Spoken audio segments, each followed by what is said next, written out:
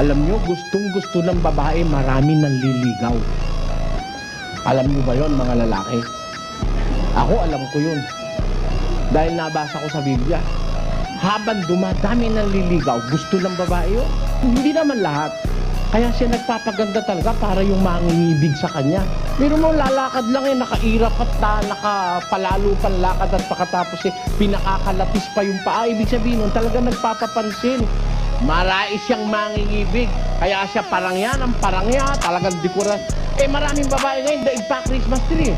Nagpapaganda ng kanyang mga hiyas upang sumunod sa mangingibig sa kanya. Kaya ang gusto niya, mangingibig, kaya siya nagkakaganon Lantaran sa Biblia, hinihingi ng Diyos mahinhin. Hindi ugali lang, kundi pati damit dapat mahinhin. Hindi naman damit lang, kundi pati ugali mahinhin.